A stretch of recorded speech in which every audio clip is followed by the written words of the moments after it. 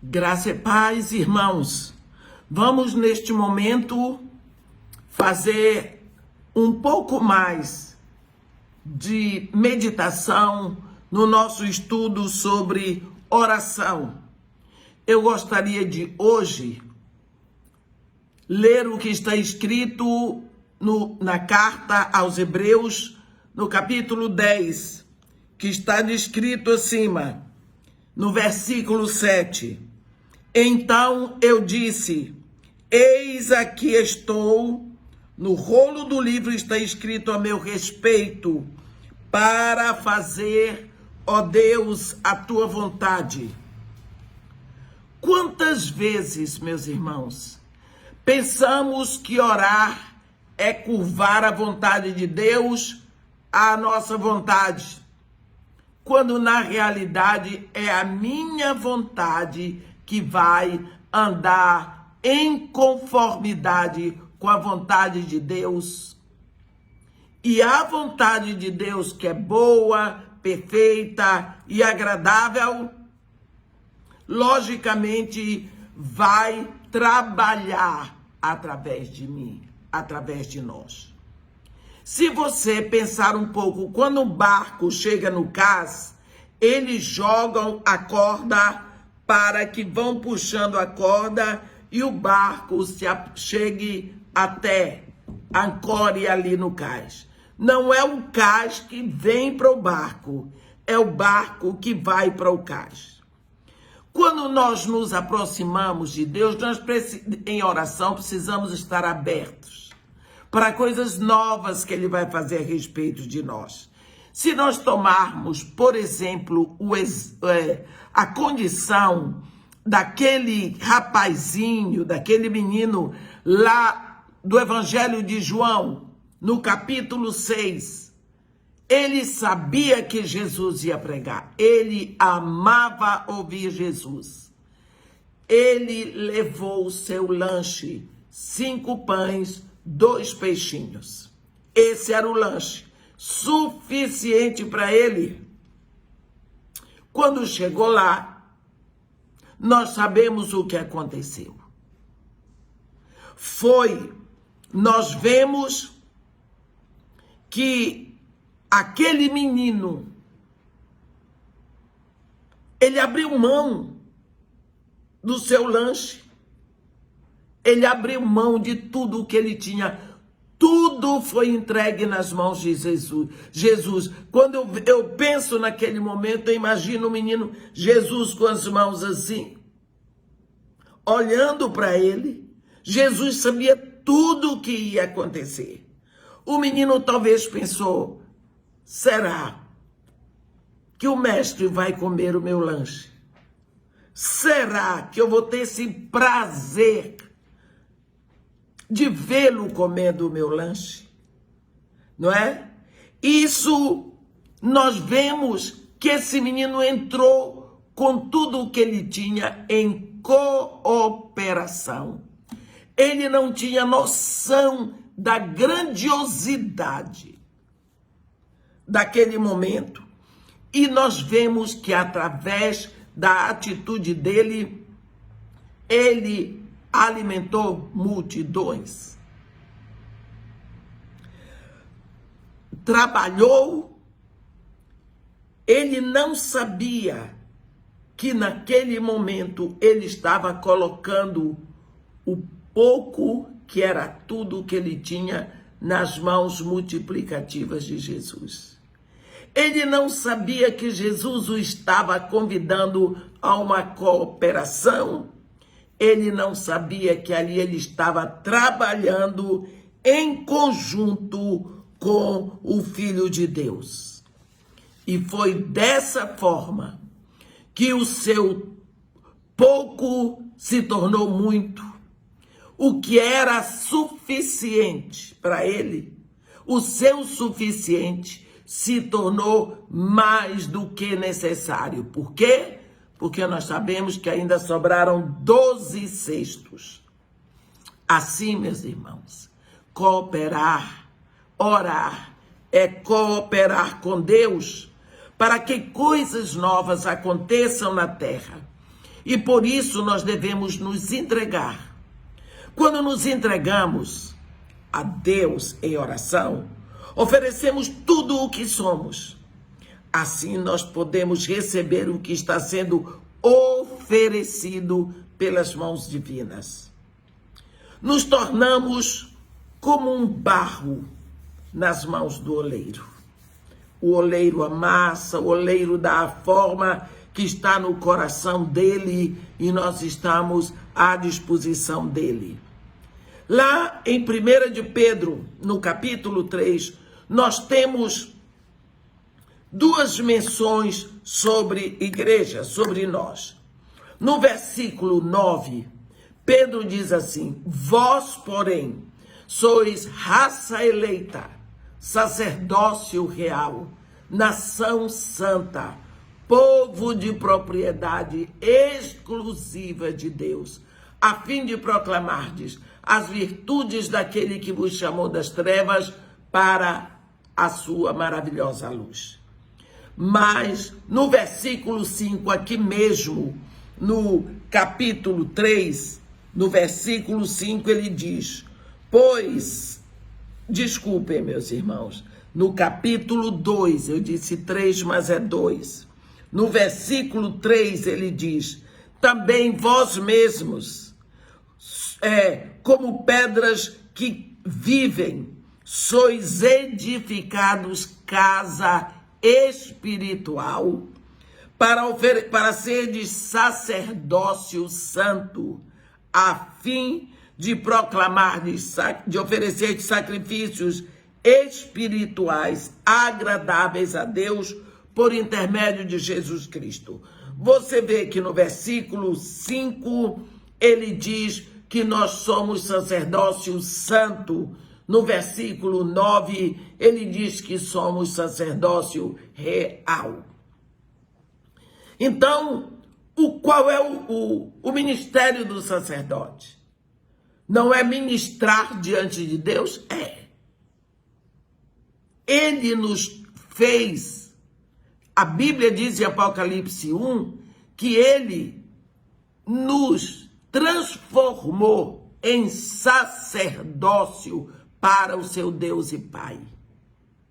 Então agora, como sacerdotes, o ministério do sacerdote, qual é? Ministrar diante de Deus. No momento aqui, Pedro diz que somos sacerdócio santo. No outro ele diz que nós somos sacerdócio real, mas ainda sacerdotes. Ora, como sacerdote real, eu ministro diante do rei. Por quê? Porque eu tenho acesso ao rei. Eu tenho acesso ao rei. E que horas eu ministro proclamando as virtudes dele, anunciando quem é o rei, como ele é, porque eu vivo na intimidade do rei, eu vou ao seu trono porque eu sou real. Mas, então, eu ministro e anuncio para todos lá fora as virtudes do rei, mas como sacerdócio santo, eu vou diante do rei da eternidade e então, o que é que eu faço? Eu ofereço sacrifícios espirituais. Eu vou diante do meu Pai para orar. Então, ofereço sacrifícios espirituais através de Jesus. Vamos pensar um pouco no que aconteceu a partir de Pentecostes com os discípulos de Jesus, não é? Você vai perceber que tudo mudou. Em relação à oração, tudo mudou. Porque antes de Pentecostes, nós não temos muito o que ler sobre vida de oração daqueles discípulos de Jesus. Não tínhamos. Nós lemos sobre a vida de oração de Jesus. Aqueles discípulos eram bem alimentados na palavra. Eles eram. Na escola com Jesus. Eles eram entendidos sobre as orações do Antigo Testamento, as orações dos profetas. Eles sabiam. Mas tudo do Antigo Testamento eles sabiam. É claro que se sentiam deficientes nessa arte de oração. E isso fica provado porque lá em Lucas 11, no versículo 1, eles dizem para Jesus: Mestre, ensina-nos a orar. Vamos ver, meus irmãos, tudo isso foi mudado depois de Pentecostes. Tudo isso vai sofrer uma guinada tremenda depois de Pentecostes. Em Atos 3, no versículo 1, nós vemos Pedro e João subindo ao templo para a oração da hora nona, quando na porta do templo chamada Formosa encontraram um paralítico de nascença que era levado diariamente e posto ali para pedir esmola aos que entravam, e foi ali então que Pedro, tocando e segurando no homem, ele foi curado e entrou no templo com eles. Tá vendo? Porque os dois foram para a hora da oração. Eles estavam interessados em oração. Depois nós vemos os discípulos, lá em Atos 4, João e Pedro foram presos porque anunciavam a ressurreição de Jesus. E depois de presos, a igreja orando, eles são soltos e eles procuram uma igreja, anunciam que foram soltos. E no versículo 31 está escrito: tendo eles orado, tremeu o lugar onde estavam reunidos. Todos ficaram cheios do Espírito Santo e com intrepidez anunciavam a palavra de Deus. Olha, esse é só um dos discípulos, dos exemplos que nós podemos citar, de como aqueles discípulos oravam. Se você fizer um paralelo entre a vida de oração desses discípulos enquanto Jesus estava aqui e agora quando veio o Espírito Santo, é completamente diferente. Sabemos que eles ficaram 10 dias em oração, desde que Jesus Cristo subiu aos céus até o dia em que desceu o Espírito Santo. Eles só oravam por quê? Eles não tinham mais a presença física de Jesus e o Espírito Santo ainda não tinha vindo. Eles estavam com medo dos judeus que os pegassem.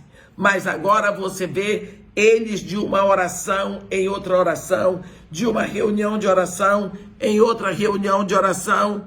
Nos evangelhos, nós lemos sobre a oração, mas após Pentecostes, nós vemos os discípulos sempre em oração. Com isso, nós aprendemos que o Espírito Santo veio para incendiar. Ele veio para incendiar.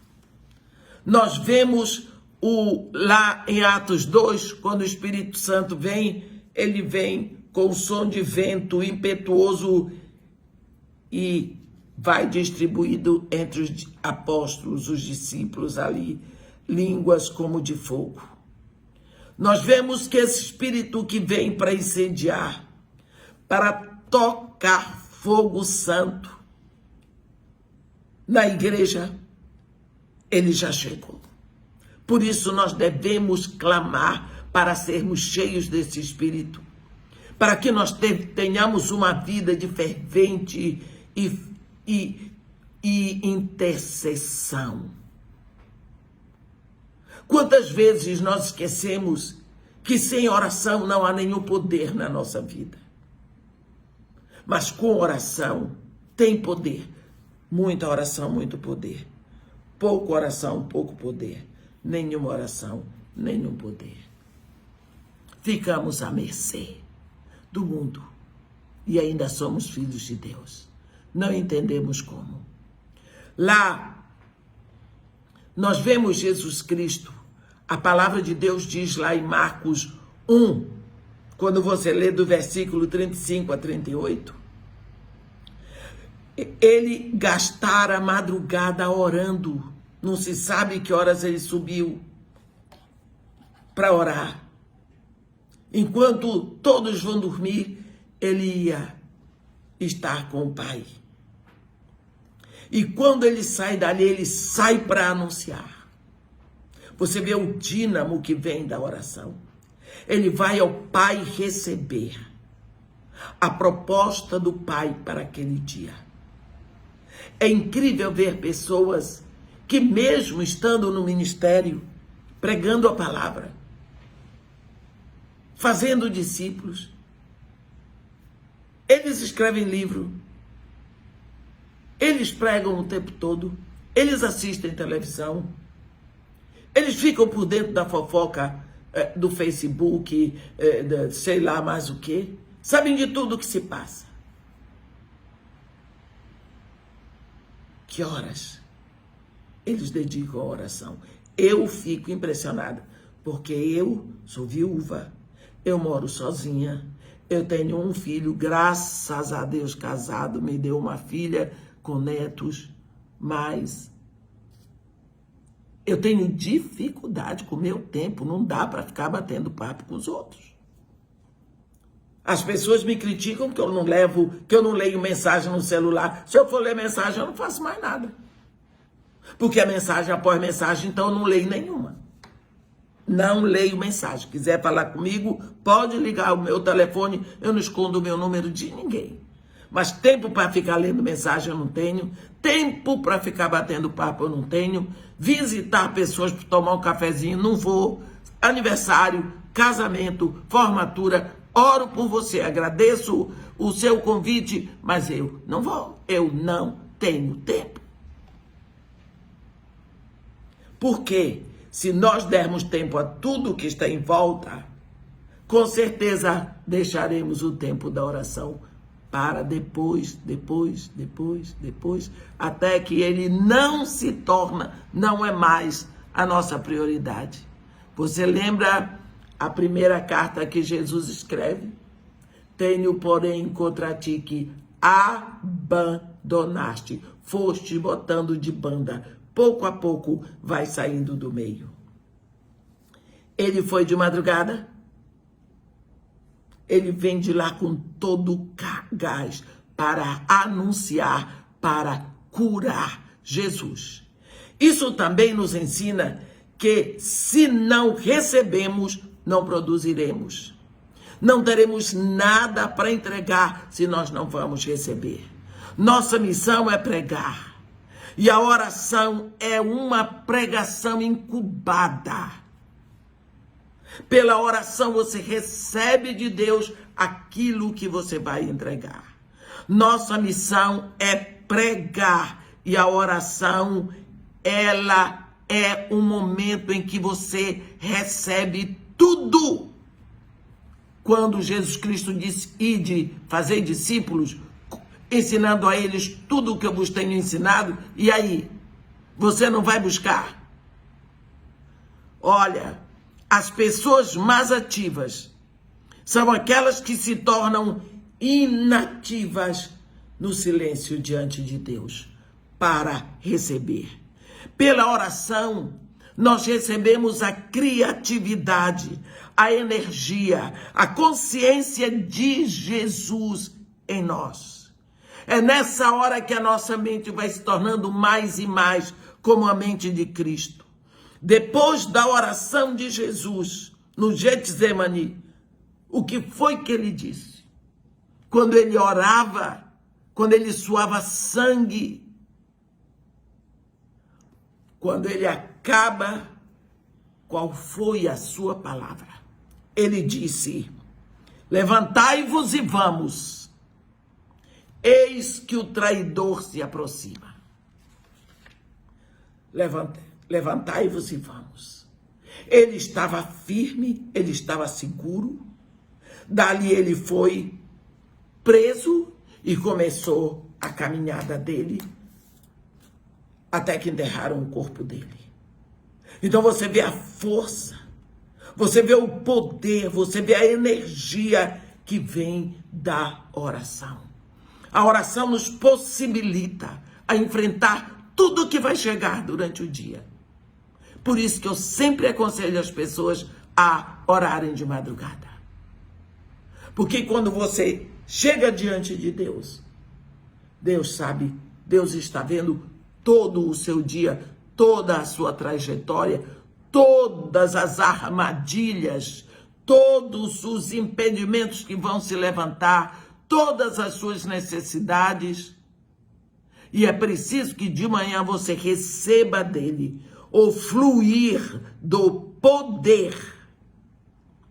E então, você vai ser um cooperador com Deus. E nessa cooperação, você se entrega. Então, você passa a ser a extensão de Deus aqui na terra. Deus pode fazer de você um canal para jorrar aquilo que Ele quer que seja feito.